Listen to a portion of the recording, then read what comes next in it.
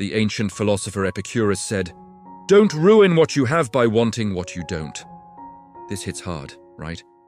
It shows how we often turn our blessings into dissatisfaction by focusing on what's missing. This is a brutal cycle that dominates most people's lives, and you are probably trapped in it without realizing.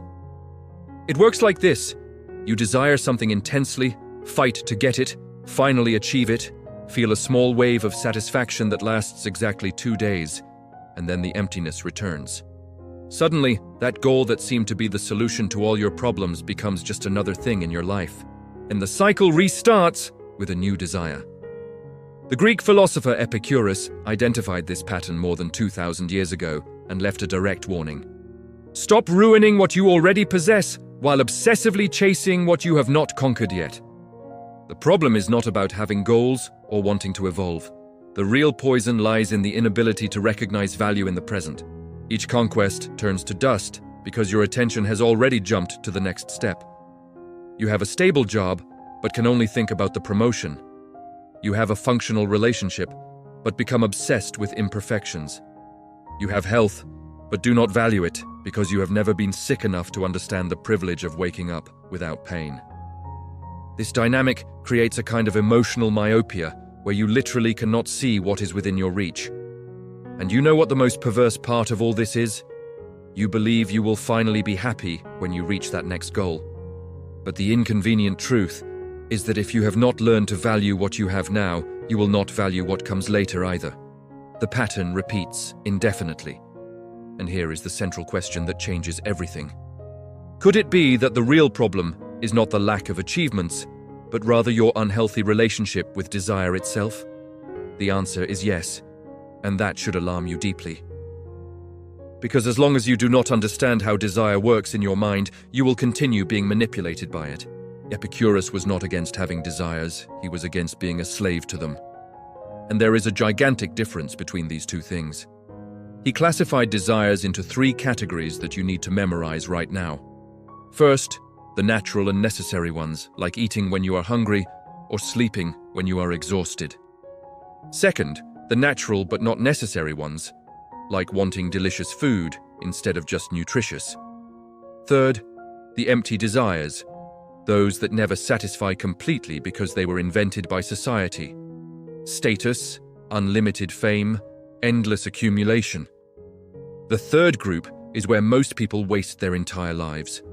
You chase things you do not need, with money you barely have, to impress people who do not care about you. And the worst part, even when you get it, the feeling of emptiness remains because these desires are built to be insatiable. They exist precisely to keep you on the wheel.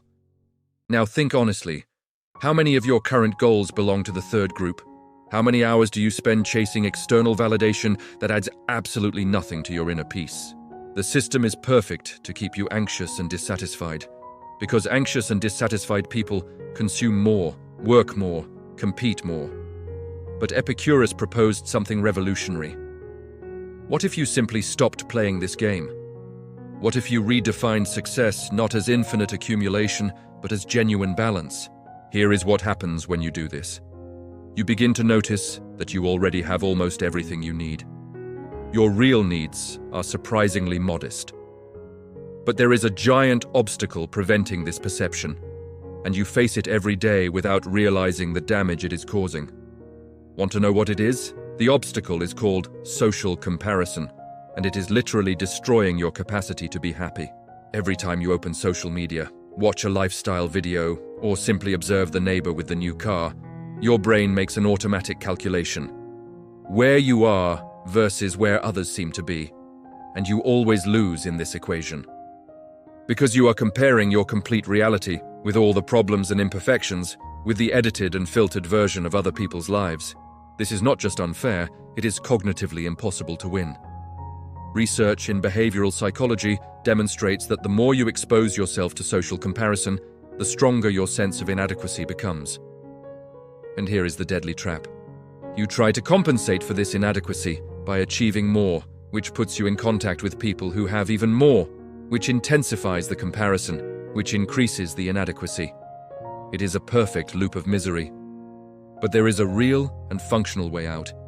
First, Brutally limit your exposure to environments that encourage comparison. If certain social networks make you anxious, reduce or eliminate them. Second, develop the daily habit of recording 3 concrete things that already work in your life. Not giant things, just simple elements that bring stability. Third, before pursuing any new goal, ask yourself, is this a necessary natural desire, unnecessary natural, or empty? If it is empty, question whether it is really worth it. Fourth, prioritize small and immediate improvements over grand transformations that depend on perfect circumstances. What can you improve today with what you already have? This shift in focus is devastating in the best possible way. Because when you stop ruining the present by chasing an idealized future, something extraordinary happens. You realize that the life you were waiting for is already happening now. The people you love are already here. The capacity to feel pleasure in simple things already exists. The peace you seek does not depend on external achievements. It only depends on you stopping sabotaging what you have already built. Epicurus was not asking you to give up growth. He was inviting you to grow intelligently, where each achievement adds real value instead of just feeding an insatiable void. And that is the difference between people who spend their lives running and people who actually live. If this content made sense to you, if it helped you see something that was invisible, I would love for you to subscribe to the channel, not out of obligation, but because content like this needs people like you who really value thinking differently. See you in the next video, where we will explore other mental patterns that are sabotaging you without you realizing it. A sincere hug.